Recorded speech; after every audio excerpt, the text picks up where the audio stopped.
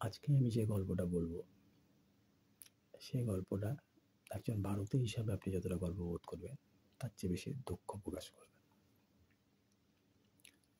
বন্ধুরা, আমাদের দেশে বাবর অরঙ্গজেবকে পড়ানো হয়, কিন্তু মহারানা প্রতাপ, ছত্রপতি শিবাজি মহারাজকে কিন্তু ঠিকমতো প্রচার করা হয়।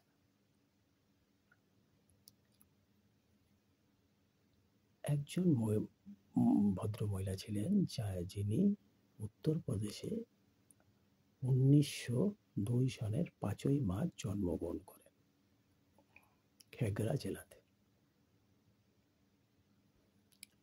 এরপর স্বভাবতই তার বাবা ধনী ব্যবসায়ী ছিলেন, তাকে একজন ব্রিটিশ অফিসারের সাথে বিয়ে দিয়ে দেন। কিন্তু আদর্শগত পার্থক্য ছিল, কারণ যিনি এই ভদ্রমহিলা, তিনি নেতাজি সুভাষচন্দ্র বোসের অনুরাগী ছিলেন, আর তার স্বামী ছিলেন ব্রিটিশের চাকর। স্বামীর সন্দেহ হয়, কারণ ইতিমধ্যেই যে সেই ভদ্রমহিলা নেতাজি সুভাষচন্দ্র বোসের আজাদ হিন্দ ফৌজের যে ঝাঁসি বাহিনী, তাতে জয়েন করেছিলেন গোয়েন্দা হিসাবে, এবং তাকে এবং তার সাথে আর একজন মহিলাকে পুরুষের ড্রেস পরিয়ে বিভিন্ন সেনা ছাউনিতে পাঠানো হতো তথ্য জোগাড় করার জন্য, যা তিনি নেতাজিকে দিয়ে দিতেন। একদিন যখন তিনি নেতাজির সাথে দেখা করতে যাচ্ছেন, সেই সময় কি হয়, তার স্বামী তার পিছু নেন। অবস্থা বেগতিক দেখে নেতাজিকে বাঁচাতে নিজের স্বামীকে ছুরি দিয়ে মেরে হত্যা করেন। পাঠানো হয় আন্দামানের সেলুলার জেল, অর্থাৎ সাজায় কালাপানি যাকে বলে।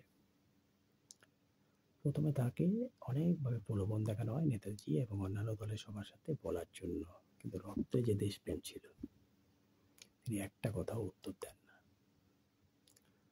এমনকি তাকে একটা ছোট্ট ঘরে রাখা হয়, একা, খুব ঠান্ডা ঘরটা, কিন্তু তিনি ব্রিটিশের কম্বল নিতে অস্বীকার করেন। একটা ব্রিটিশ অফিসার তাকে আর প্রলোভন দেখাতে আসলে তিনি তার বুকে থুতু ছুঁড়ে মারেন। জেলার এসে বললেন, নেতাজি সুভাষচন্দ্র বোস কোথায় আছে? তখন তিনি বললেন, আমার মনে।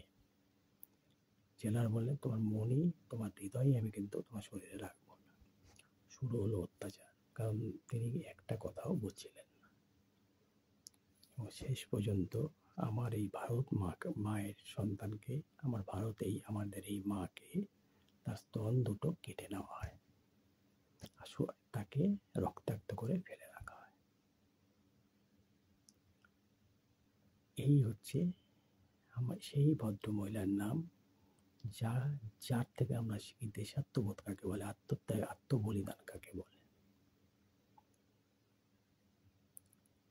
তার নামে একটা সিনেমাও তৈরি করা হয়েছিল,